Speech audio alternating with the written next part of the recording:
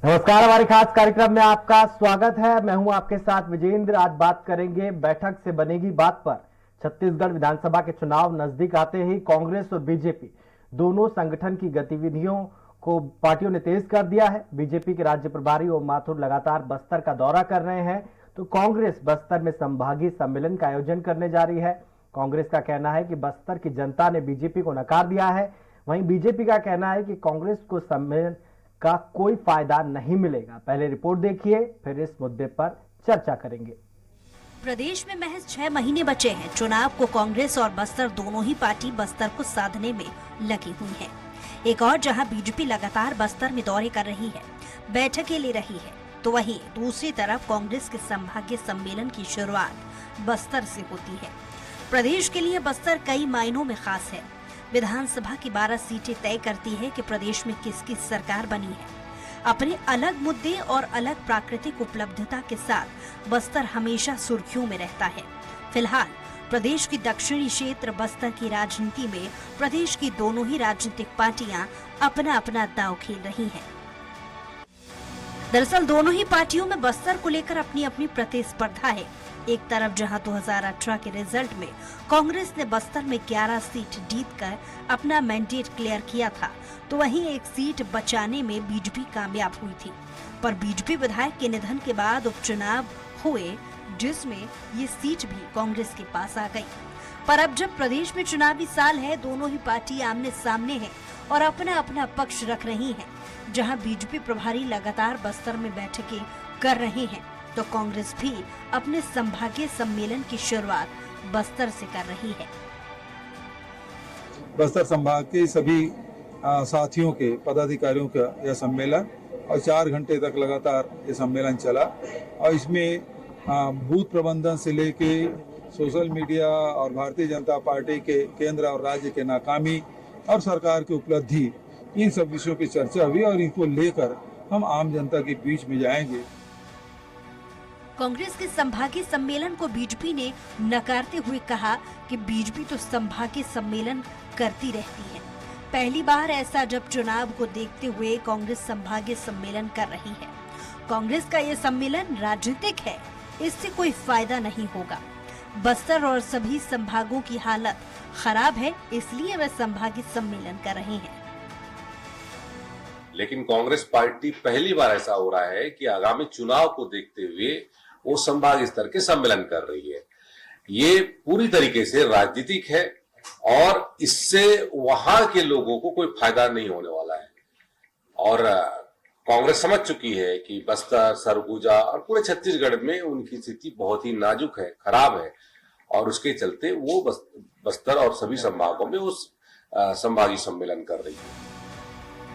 मामले में एक और जहां बीजेपी कांग्रेस पर बस्तर का फायदा उठाने का आरोप लगा रही है, तो वहीं कांग्रेस बीजेपी के आरोप पर पलटवार करते हुए कहा कि 2018 में बस्तर के नतीजे याद दिला रही है। 15 साल तक बस्तर की जनता का शोषण किया। बस्तर की जनता नक्सलवाद और सुरक्षा बलों के बीच में पिस रहा था। कांग्रेस का कहना है कि बस्तर बीजेपी मुक्त था। आने वाले चुनाव में भी बस्तर बीजेपी मुक्त ही रहेगा। देखिए, भारतीय जनता पार्टी मुगालते में है। भारतीय जनता पार्टी को बस्तर की जनता ने 2018 में नकारा था। उसका बड़ा कारण यह था कि बस्तर के लोगों का भारतीय जनता पार्टी ने 15 साल तक शोषण किया, उनके संवैधानिक अधिकारों का हनन किया। बस्तर का आम आदमी सुरक्षा बलों और नक्सलवादियों के 2 पार्टों में पिस रहा था। उनके वन अधिकार पट्टों को लंबित किया गया, उनके रोजी रोटी के साधन को छीना गया, उनको जबरिया जेलों में ठूसा गया। हमारी सरकार आने के बाद बस्तर के लोगों के संवैधानिक अधिकारों को बहाल करने का काम किया। बहरहाल देखने वाली बात ये होगी कि जनता के बीच इन सम्मेलनों और बैठकों का क्या मैसेज जाता है। जनता के मन की बात को सुनने में कौन सी पार्टी कामयाब हो पाती है, दोनों ही पार्टी को कहां तक काम करने का मौका देती, सम्मेलन बैठकों का दौर कितना लोगों को अपनी ओर खींच पाता है। स्वराज एक्सप्रेस के लिए रायपुर से स्वाति रविकांत कौशिक की रिपोर्ट। इस पर ज्यादा चर्चा के लिए हमारे साथ मौजूद हैं कांग्रेस प्रवक्ता सुबोध हरिद्वाल जी, बीजेपी प्रवक्ता अमित साहू जी, वरिष्ठ पत्रकार गंगेश द्विवेदी जी। सबसे पहले मैं जाऊंगा अमित साहू जी के पास। अमित जी, आपकी पार्टी के नेता कह रहे हैं केदार कश्यप कि सम्मेलन से कांग्रेस को कोई फायदा नहीं होने वाला है, लेकिन सर कांग्रेस का कहना है भूपेश है तो भरोसा है 71 के आगे जाएगी उनकी टैली, ये उनका कहना है।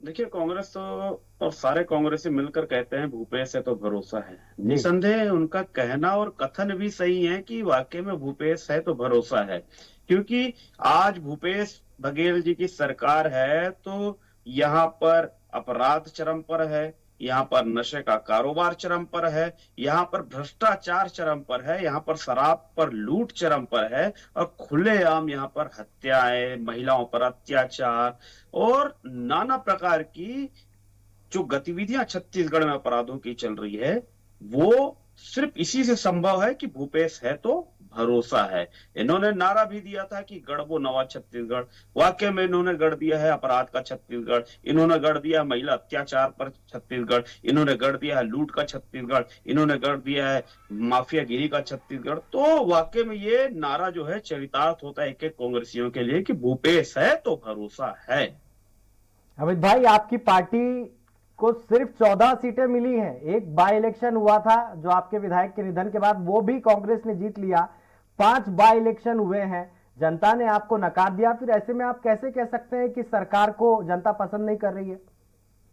जनता अब पछता रही है, जनता को बड़ा पछतावा हो रहा है कि हमने गलत सरकार चुन ली है। जनता को अब ये एहसास हो चुका है कि नहीं भूपेश है तो अब भरोसा छत्तीसगढ़ की जनता को नहीं है, क्योंकि छत्तीसगढ़ का आम जनमानस आज अपने आप को ठगा सा महसूस कर रहा है। छत्तीसगढ़ का आम जनमानस अपने आप को छला सा महसूस कर रहा है, चाहे वो महिला हो, चाहे छत्तीसगढ़ के युवा हो, चाहे छत्तीसगढ़ का आम जनमानस क्यों ना हो। हर किसी को अपने ऊपर होने वाले अपराध का भय है, जो ही यहाँ पर ठगी के शिकार जो हो रहे हैं, लूट का भय है। तो अब जो है छत्तीसगढ़ की जनता का मोह भंग हो चुका है। छत्तीसगढ़ की जनता ने अब स्वीकार लिया कि हमसे गलती हो गई, कांग्रेस की सरकार को बनाकर अब नहीं भारतीय जनता पार्टी है तो विकास का भरोसा है, भारतीय जनता पार्टी है तो विश्वास का भरोसा है, क्योंकि भारतीय जनता पार्टी सबका साथ सबका विकास इस ध्येय को लेकर काम करती है और छत्तीसगढ़ की जनता आने वाले 6 महीने बाद भारतीय जनता पार्टी को चुनेगी। अमित भाई, आपने बोला सबका साथ सबका विकास, लेकिन नंद कुमार साय तो आपका साथ छोड़कर कांग्रेस के पाले में चले गए। देखिए, नंद कुमार साय जी का एक संकल्प है कि उन्होंने स्वप्न देखा है कि कांग्रेस मुक्त छत्तीसगढ़, और जब तक कांग्रेस मुक्त छत्तीसगढ़ नहीं हो जाता तब तक उनका स्वप्न पूरा नहीं होगा। हो सकता है यही स्वप्न पूरा करने के लिए वो कांग्रेस में गए हैं और वहां गए हैं तो कांग्रेस को समाप्त करेंगे ही, वो अपना स्वप्न पूरा करेंगे ही। कांग्रेस के नेता कह रहे हैं कि आप लोगों के पास मुद्दा ही नहीं है, आप एक राम भगवान के सहारे थे, वो मुद्दा भी कांग्रेस ने आपसे छीन लिया। देखिए, भगवान रामचंद्र जी के हम अनुयायी हैं। भगवान रामचंद्र कल भी हमारे थे, आज भी हमारे हैं, आने वाले समय में भी हमारे ही रहेंगे, क्योंकि राम पर आस्था रखने वाले हम लोग हैं, राम को मानने वाले हम लोग हैं, राम को अपने आधार स्तंभ पर रखने वाले हम लोग हैं, क्योंकि राम जी को हम धर्म का केंद्र मानते हैं। प्रत्येक हिंदुओं की आस्था का केंद्र है भगवान रामचंद्र जी, और उसको पूजने का काम हम करते हैं। कांग्रेस को किसी प्रकार का अधिकार नहीं है जो हलफनामा दायर करती है भगवान रामचंद्र जी के होने का। तो ये आज दिखावा और पाखंड के अलावा कांग्रेस ही कुछ नहीं कर रहे हैं, राम के नाम का सहारा ले रहे हैं बस। ठीक है, रुक करेंगे सुबोध जी का, कांग्रेस प्रवक्ता है। सुबोध जी, चर्चा में आपका स्वागत है। अमित भाई कह रहे हैं कि जनता परेशान है, जनता को पछतावा हो रहा है, कहीं ना कहीं ये मैसेज जो है बीजेपी कन्वे करने में कामयाब रही है। 300 लोगों ने कल ही बीजेपी ज्वाइन की है। सर देखिए, जो 300 लोग कल बीजेपी ज्वाइन किए उनमें जो एक आईएएस तो ज्वाइन नहीं कर पाए, एक आईएएस ज्वाइन किए जिनका कोई राजनीतिक महत्व छत्तीसगढ़ में नहीं है। एक अनुज शर्मा जी ज्वाइन करते हैं, बहुत ही अच्छे कलाकार हैं, पर अनुज शर्मा जी का लगातार जो झुकाव है पिछले 15 सालों से भारतीय जनता पार्टी के प्रति ऑटोमेटिक रहा, तो करे ना ज्वाइन, कोई फर्क थोड़ी पड़ता है। अमर बंसल जी आरएसएस के कोर कैडर के कार्यकर्ता है जिन्होंने ज्वाइन किया है, तो उन्होंने भाजपा ज्वाइन कर ली तो कौन सा बड़ा बात हो गया। मुझे लगता है वो तब होता कोई बड़ी बात जब कोई कांग्रेस का व्यक्ति जाकर के ज्वाइन करता। मैं आपको बताता हूँ ज्वाइनिंग किसे कहते हैं। ज्वाइनिंग कहते हैं नंद कुमार साय जी को, जो व्यथित होकर, पीड़ित होकर नरेंद्र मोदी, अमित शाह और यहाँ रमन सिंह के तानाशाही से व्यथित होकर जिन्होंने ज्वाइन किया। और इन्होंने, अमित शाह जी की मैं बातें सुन रहा था, बड़ी हास्यास्पद थी।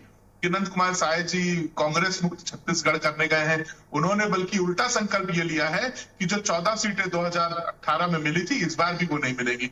फिर रही बात सबके साथ सबके विकास की, सर मैं सुन रहा था, तो बस्तर में आदिवासियों को उनकी जमीन का अधिकार किसने दिलाया, ये आपको भी पता है, मुझे भी पता है, गंगेश जी जुड़े उन्हें भी पता है, और अमित भाई भी जब अपने दिल पे हाथ रखेंगे और एक अच्छे छत्तीसगढ़िया होकर के सोचेंगे, तो उन्हें भी पता है कि इतिहास में पहली बार पूरे देश में अधिग्रहित जमीन आदिवासियों को वापस दिलाने का काम हमने किया। वनवासियों और आदिवासियों के बनाए हुए प्रोडक्ट्स को छत्तीसगढ़ समेत पूरे देश में सी मार्ट के माध्यम से बेचने का काम कांग्रेस सरकार कर रही है और उन्हें उनका अधिकार दिलवा रही है। हमने कोशिश की कि उनको अपनी उपज का पूरा दाम मिले। हमने बस्तर में जाकर के एक कॉर्न का फूड प्रोसेसिंग प्लांट, जिसकी राहुल गांधी जी ने घोषणा की थी, उसको स्थापित करने का काम किया। मुझे लगता है कि सिर्फ बस्तर ही नहीं सर, छत्तीसगढ़ की बात करें तो किसानों को उनका अधिकार हमने दिया। 2500 रुपए का समर्थन मूल्य देने का काम किया। उसके बाद अभी उसे 2640 कर चुके हैं हम लोग। चुनाव तक 2800 करेंगे। मैं आपके चैनल पर वादा करते जा रहा हूँ, ये बात तो आप याद रखिएगा। हम चुनाव तक 2800, चुनाव में हम घोषणा इस बार करेंगे 2800 रुपए जरूर देंगे, क्योंकि जैसे जैसे महंगाई बढ़ रही है उनकी भी व्यवस्थाएं बढ़नी चाहिए, और 2800 रुपए भी देंगे। युवाओं को रोजगार दिया पूरे देश में जी सर, युवाओं को रोजगार दिया। पूरे देश में सबसे कम बेरोजगारी दर वाला राज्य है, वो इन्हीं की केंद्र सरकार की एक एजेंसी कहती है। ऊपर से इन्होंने कहा बेरोजगारी भत्ता जो हमने कभी अपने वायदे में नहीं कहा था, तो भी हमने 2 साल के लिए बेरोजगारी भत्ता भी उन युवाओं के लिए दिया। और लेकिन हमारे मुख्यमंत्री ने कहा है मैं बेरोजगारी भत्ता भी दूंगा, पर उससे ज्यादा आऊंगा आपके पास। जी गंगेश जी, बस्तर के क्या सियासी मायने हैं? 90 सीटें हैं विधानसभा में, 12 बस्तर संभाग से आती है। ऐसा क्यों माना जाता है कि जिसने बस्तर जीत लिया उसने छत्तीसगढ़ को जीत लिया? ये परसेप्शन मिल गया है कि बस्तर में जिस पार्टी का बहुमत रहा है वो सत्ता में आती रही है जी। जोगी जी तो जब से बने तो समय तक चुनाव नहीं हुआ था, लेकिन 2003 में जब चुनाव हुआ तो भाजपा के पास 10 सीटें आई, वो भाजपा की सरकार में। उसके बाद लगातार 3 टर्म में भाजपा के पास 10, 12, 9 इस तरह की सीटें रही और भाजपा की सरकार रही। जब चुनाव हुआ तो कांग्रेस के पास पूरी सीटें आ गई।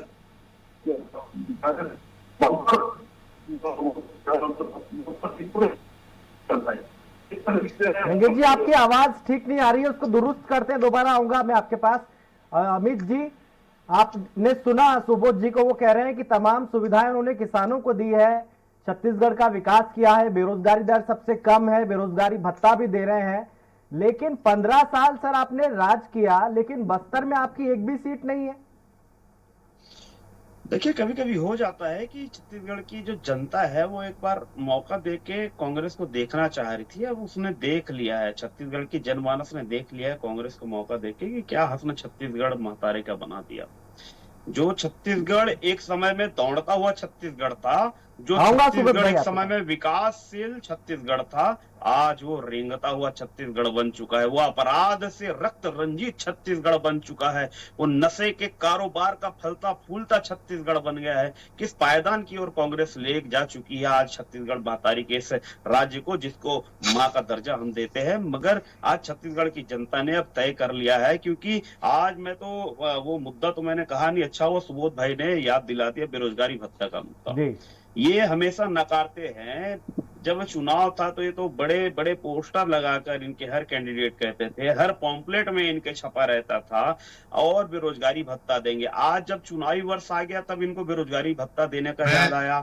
हमने तो लगातार बेरोजगार युवाओं की आवाज बनकर उनके अधिकार, उनके हक की बात करते रहे हैं कि छत्तीसगढ़ में 20 लाख के करीब पंजीकृत बेरोजगार हैं। इन्होंने कहा था एक एक बेरोजगार युवाओं को अगर उनको नौकरी ना दे पाए तो भत्ता देंगे। मगर 4.5 जवाब दीजिए सुबोध भाई। वो कह रहे हैं कि आपके मैनिफेस्टो का हिस्सा था। सर मैं विजेंद्र जी अभी दावा कर रहा हूं, हमारा मैनिफेस्टो गूगल पर अवेलेबल है, अमित जी भी सर्च करें और मैं भी निकाल देता हूं जन घोषणा पत्र। उसमें यदि कहीं बेरोजगारी भत्ता लिखा होगा कि हम 2500 रुपए बेरोजगारी भत्ता देंगे, जो इन्होंने कहा था, अगर वो लिखा होगा तो ये डिबेट यही समाप्त हो जाएगी। भारतीय जनता पार्टी जीती, हम हारे। बहुत सारा है, अगर ये मिल गया, ये मुझे दिखा दे तो मैं मान जाऊं। नहीं, झूठ बात नहीं करूंगा। आपको है, मैंने आपके बीच में नहीं बोला साहू जी, मैंने आपके बीच में नहीं बोला। पहली बात फिर बात करते हैं रोजगार की। विजेंद्र जी बात करते हैं रोजगार की। जी आप जब गूगल पे जाकर के लिखेंगे ना वैकेंसीज इन बस्तर, बस्तर कितना विकसित हुआ है मैं बताना चाहता हूं आपके चैनल के माध्यम से। जब आप जाके लिखेंगे ना वैकेंसीज इन बस्तर, तो ये आता है, मैं आपको बताता हूं, WDC PMKSY बस्तर भर्ती 12वीं पास सचिवों के लिए निकली भर्ती, ये 30 दिन पहले जारी हुआ। CMHO बस्तर भर्ती 2023, बस्तर में चीफ मेडिकल हेल्थ ऑफिसर के पद के लिए भर्ती निकली। राजस्व विभाग में बस्तर के लिए सहायक ग्रेड 3 के लिए भर्ती निकली। 76 वैकेंसीज निकली अलग अलग मेडिकल जॉब्स के लिए। तो आप देखिए बस्तर को हम आज ये सुविधाएं दे रहे हैं कि वहां पर रोजगार का सृजन हो रहा है। भारतीय जनता पार्टी इस चीज को क्यों नहीं समझती कि जहां रोजगार भेजेंगे वहीं विकास होगा। जहां आप, इसीलिए इन्हीं की एजेंसी CMI कहती है कि छत्तीसगढ़ में सबसे कम बेरोजगारी दर है।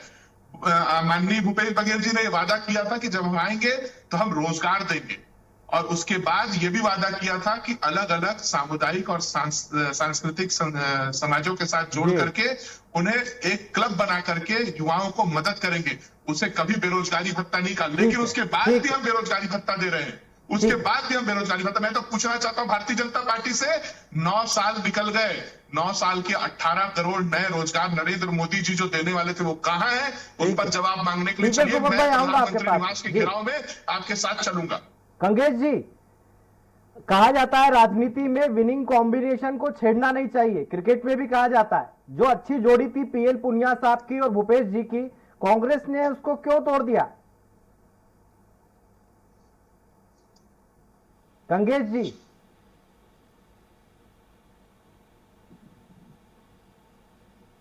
ठीक है, उनसे संपर्क करने की कोशिश करेंगे दोबारा। सुबोध भाई, इसी सवाल को मैं आपके पास लेकर आता हूं कि क्रिकेट में कहा जाता है कि जब सब कुछ अच्छा चल रहा है, मैच आपके फेवर में है, तो विनिंग कॉम्बिनेशन को चेंज नहीं किया जाता है। क्या जरूरत थी कुमारी शैलजा को लाने की? जी, समय के साथ संगठनात्मक बदलाव होते हैं। पुनिया जी बहुत ही वरिष्ठ नेता है और उनका मार्गदर्शन आशीर्वाद आज भी हम लोगों को मिलता रहता है जी। लेकिन अगर क्रिकेट की बात करें तो पहले जो सचिन तेंदुलकर खेला करते थे वो फिर विराट कोहली खेलने लगे, फिर विराट कोहली और महेंद्र सिंह धोनी का एक दौर आया, और आज आप देखेंगे शुभमन गिल जैसे प्लेयर्स का भी दौर है जो हर T20 के मैच में शतक मार देते हैं। तो सबका समय होता है काम करने का। बदलाव भी एक बहुत निरंतर प्रक्रिया है और प्रकृति का नियम भी है। तो संगठनात्मक बदलाव भी एक कह सकते हैं कि प्रक्रिया है, और उसी के तहत कुमारी शैलजा जी आई है। और मैं कुमारी शैलजा जी के बारे में बताना चाहूंगा, केंद्र की मंत्री रही है, ये हम सब जानते हैं। उन्हें बहुत अच्छा संगठनात्मक अनुभव है, ये भी हम सब जानते हैं। एक प्रदेश कांग्रेस की अध्यक्षा रही हैं। तो मुझे लगता है कि उनके नेतृत्व में, भूपेश बघेल जी और मोहन मरकाम जी के नेतृत्व में हम लोग बहुत मजबूती के साथ इस चुनाव को लड़ेंगे, और जिस पहले 2018 में जो परिणाम आए थे उससे कुछ आगे जाएंगे। इस बार युवराज सिंह की तरह 6 बॉल पे 6 छक्के मार के दिखाएंगे। बिल्कुल बिल्कुल। अमित भाई, एक तरफ कांग्रेस का संगठन है जो कि स्पष्ट है किसके नेतृत्व में चुनाव होने जा रहा है, दूसरी तरफ आपकी पार्टी है जहां कांग्रेस कह रही है कि गुटबाजी है आपकी पार्टी में। रमन सिंह का अलग धड़ है, बृजमोहन अग्रवाल का अलग है, अजय चंद्राकर का अलग कुनबा है। क्यों बीजेपी को माना जाता था कि संगठन बेस्ड, कार्डर बेस्ड पार्टी है, ऐसे में ये गुटबाजी कहीं आपको लेना डूबे?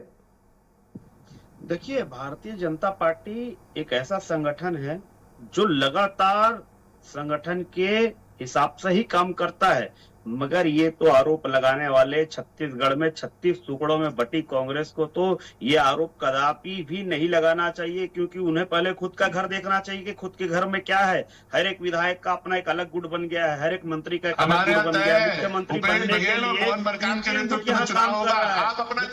बनने के लिए 3-3 गुट यहाँ काम कर रहा है। यहाँ तो छोटे छोटे कार्यकर्ता, यहाँ तो अध्यक्ष प्रणाली काम ही नहीं करती। कोई इनका महासचिव अपने नेतृत्व में कार्यक्रम करता है, कोई इनका उपाध्यक्ष अपने नेतृत्व में काम करता है, और भारतीय जनता पार्टी के बड़े सवालिया निशान अधिकारी नहीं है। भैया, मैंने आपके बीच में बोला था, आप सुन भी लो, सुनने की हिम्मत नहीं है। मैंने कांग्रेस की बात करी, मैंने भाजपा पर आरोप नहीं लगाया, मैंने भाजपा के संगठन पर आरोप नहीं लगाया। आप हमारे संगठन के बारे में अनर्गल बातें करेंगे तो मैं टोकूंगा। नहीं देंगे, अगर आप मेरे संगठन के बारे में अनर्गल बातें करेंगे तो मैं टोकूंगा। रही दूसरी बात, आप बोलिए ना, सच्चाई हो तो आप मुझे बताइए चेहरा कौन है छत्तीसगढ़? वाकई में छत्तीसगढ़ है ना, छत्तीसगढ़ का चेहरा कौन है? कांग्रेस, और चेहरा कौन है छत्तीसगढ़? बताइए, वही ले डूबे। आप कहिए चेहरा बताइए, एक चेहरा, एक चेहरा बताइए, भारतीय एक जनता चेहरा। पार्टी का ये सामने बैठा अमित शाह, छोटा सा कार्यकर्ता, ये चेहरा है भारतीय जनता अरे पार्टी का। आपको तो अब युवा क्या मोर्चा बोलोगे? के अध्यक्ष से हटा दिए भाई, एक अरे छत्तीसगढ़ी आदमी को इन लोगों ने भारतीय जनता पार्टी का ये युवा मोर्चा छोटा सा अध्यक्ष पद से हटा दिए कार्यकर्ता छत्तीसगढ़िया को। अरे ये क्या आपके चेहरा यहाँ बनाएंगे एक तो छत्तीसगढ़ी बताओ, आदमी को? किस टुकड़ों में बंटने वाली कांग्रेस? आपके जैसे आपके कर्मठ चेहरा बताओ। छत्तीसगढ़िया को, आपके जैसे कर्मठ युवा छत्तीसगढ़िया को इन्होंने युवा मोर्चा के अध्यक्ष पद से हटा दिया, उस साहू आज समाज के प्रवक्ता व्यक्ति को, कोई जिसका बनाया, पूरे कांग्रेस प्रदेश बनाया में क्या? जो अरे जो कांग्रेस साहू को समाज किसी जो और अमित ने भाई, सबसे ज्यादा अमित भाई, युवा आपके को हटा संगठन दिया। में इतनी एकता है। अमित भाई, मेरा सवाल सुन लीजिए। वो लोग अमित क्या भाई, बात करेंगे अमित भाई? नहीं, अमित भाई मैं आपके साथ जी। हूँ, आपके साथ गलत हुआ, मैं ठीक आपके है। साथ हूँ। इसलिए वो ठीक है, स्वीकार मैं नहीं करना चाह रहे हैं। सुबोध भाई, अमित भाई आऊंगा, मैं आपके साथ गंगेश जी हूँ का भाई, रुख कर रहा हूँ। एक गंगेश जी, छत्तीसगढ़िया के साथ भारतीय जनता पार्टी कवासी ने गलत लखमा ने किया एक है। बयान दिया, उन्होंने कहा कि बस्तर में अकेले घूम रहे हो माथुर, उनको नारायण चंदेल को साथ में लेकर जाना चाहिए, अरुण साहू को साथ में लेकर जाना चाहिए, लेकिन वो तो वहां पर अकेले घूम रहे हैं। इस बयान को कैसे देखते हैं आप गंगेश जी? देखिए, ये एक तरह से राजनीतिक पूर्ण बयान किया है, लेकिन मैं ऐसा नहीं कि ओम माथुर एकदम ही अकेले घूम रहा है। वहाँ की जो स्थानीय टीम है वो उनके साथ है। भाजपा के जो प्रवक्ता ज्यादा अच्छे से बता पाएंगे इस चीज को जी। हालांकि उनको यहाँ से भी जो प्रमुख लीडर्स उनको साथ देके जा सकते थे वो, और खासतौर पर उत्तर प्रदेश केदार के बड़े नेता है जी, उनको साथ रख सकते हैं, इस तरह से वहाँ पर कर सकते हैं। लेकिन अगर अकेले घूम रहे हैं वाली जो बात है, हो सकता है वो अपना पर्सनल कुछ सर्वे कर रहे हो, वहाँ पे क्या स्थिति है भाजपा की उसको भी देख रहे हो। हर नेता का अपना अलग अलग नजरिया रहता है देखने का, तो इस लिहाज से भी वो अपना विजिट कर रहे हैं, मुझे ऐसा लगता है। जी। अमित साहू जी, बीरनपुर का जो हत्याकांड हुआ था उसमें भी आपकी पार्टी कई खेमों में बटी नजर आई थी। अमित साहू जी, नहीं, बिल्कुल कदापि झूठ है, ये कांग्रेस के द्वारा प्रायोजित झूठ है। हम तो हमारे प्रदेश अध्यक्ष के नेतृत्व में बीरनपुर गए, वहां हाल चाल जाना, वहां पर जो पीड़ित है उनसे मिले, सभी पार्टी पूरी एक प्लेटफॉर्म पर थी, वहां पर एक साथ परफॉर्म पार्टी ने किया। वहां के पीड़ितों को न्याय दिलाने का काम पार्टी के आज भी कार्यकर्ता लगातार कर रहे हैं। जो झूठे आरोप में वहां मनगढ़ंत तरीके से फंसाए हुए हिंदुओं के पक्ष में आज भी पार्टी उनके केस को हैंडल कर रही है।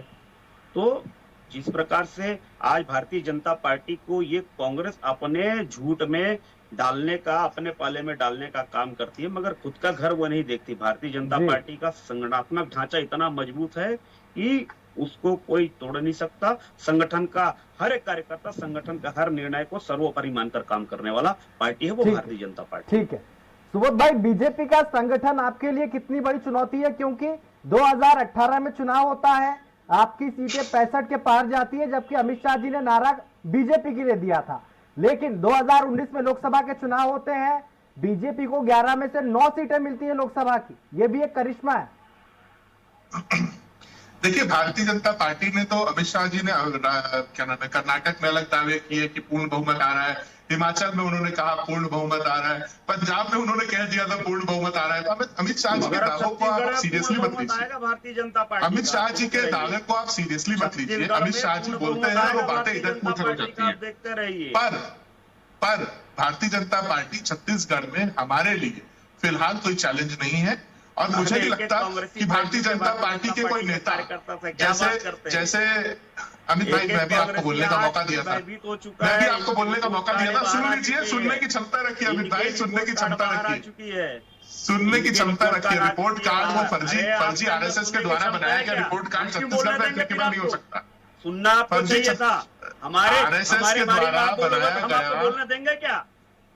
आरएसएस के द्वारा बनाया गया फर्जी रिपोर्ट कार्ड आप जारी करोगे तो उससे कोई फर्क नहीं पड़ता। और रही बात तो भारतीय जनता पार्टी और कांग्रेस के बीच, मंत्री चोर, कांग्रेस का एक कार्यकर्ता, कोई दिक्कत नहीं है। आप बोलो, सुबोध भाई, आपने हिमाचल का जिक्र करा, लेकिन गुजरात का जिक्र नहीं करा सर। 77 के 17 पे आ गए आप। जो सत्य है वो तो सत्य है विजेंद्र जी। अब मैं तो आपने पूछा लोकसभा और विधानसभा के बारे में, आप याद रखिएगा 2023 के परिणाम भी बहुत जबरदस्त आएंगे, और 2024 के परिणाम तो चौंकाने वाले होंगे। शायद भारतीय जनता पार्टी ने सोचा नहीं होगा इस बार 2024 में जिस तरीके के परिणाम आएंगे, राहुल गांधी और पूरे समूचे विपक्ष के नेतृत्व में जो परिणाम इस बार आएगा, वो आप याद ठीक है सुबोध भाई, ठीक है अमित भाई, मैं गंगेश जी के पास जाऊंगा। गंगेश जी, 2023 में बस्तर की 12 सीटें मायने रखती है दोनों पार्टियों के लिए, लेकिन नक्सलवाद की समस्या से सबसे ज्यादा ग्रसित बस्तर रहा है। ऐसे में लोग क्या सोचकर वोट करेंगे? नक्सलवाद वहाँ की वाकई वो सबसे बड़ी समस्या रही है। लगातार जब से राज्य बना है, सब उसके पहले से वहाँ नक्सलवाद रहा है, और बल्कि राज्य बनने के बाद काफी फैला भी है। बीच में सरगुजा तक चला गया था, लेकिन सरगुजा से वापस समेट के बस्तर में आ गया है, और कुछ इधर राजनांदगांव जिला, कुछ और भी जिलों में फैला हुआ थी, लेकिन वहाँ उतना ज्यादा एक्टिव नहीं है। लेकिन बस्तर जो है वो खास तौर पर नक्सली समस्या से के नाम से जाना जाता है। तो लेकिन यह है कि कांग्रेस के शासनकाल में उतनी घटनाएं नहीं घटी पिछले 4.5 साल में, जो जितनी घटनाएं भाजपा शासनकाल में घटती थी। तो एक ये थोड़ा सा एडवांटेज कांग्रेस को है कि उनके, दूसरा देखिए 2 साल तो कोरोना का गुजरा है, उस समय तो सारे लोग परेशान थे, तो उस ग्रेस पीरियड को भी का फायदा कांग्रेस को मिल रहा है कि 2 साल कोई घटना नहीं घटी। नक्सली भी स्वाभाविक तौर पर कोरोना से इफेक्टेड रहेंगे, तो भी घटना करने के क्या सोचते हो, तो अपने जंगल में बचाने के बारे में सोचते रहे होंगे, ठीक है ना? तो एक ये बड़ा फैक्टर है वहाँ का। दूसरा विकास वहाँ पर एक बड़ा फैक्टर है। सर 20 सेकंड आपके पास, कंक्लूड कीजिए सर जी। गंगेश जी, तो विकास भी एक वहाँ बड़ा फैक्टर है। शराब को लेकर वहाँ पर मुद्दा उठा था, तो कवासी ने साफ कर दिया, क्योंकि आदिवासियों को शराब बनाने का अधिकार है, तो शराब का मुद्दा वहाँ बहुत ज्यादा काम नहीं करेगा। लेकिन विकास और ये नक्सलवाद 2 बड़े मुद्दे हैं जिसपे वहाँ पे फैसला उसी आधार पर बिल्कुल बिल्कुल समय की बाध्यता है, इसलिए चर्चा को यहीं विराम देना होगा। सुबोध जी बहुत बहुत शुक्रिया आपका चर्चा में जुड़ने के लिए। अमित भाई आपका बहुत बहुत शुक्रिया चर्चा में जुड़ने के लिए। गंगेश जी आपका बहुत बहुत शुक्रिया। विधानसभा चुनाव करीब है, लिहाजा सत्ता पक्ष और विपक्ष अपने अपने संगठन को एकजुट करने में लगे हुए हैं। जैसे जैसे चुनाव नजदीक आएंगे, बहुत से सियासी रंग आपको देखने को मिलेंगे। शह और मात के खेल में कौन किस पर भारी पड़ेगा, आने वाले वक्त में पता चल ही जाएगा। इसी के साथ चर्चा में आज के लिए इतना ही। मुझे दीजिए इजाजत, नमस्कार।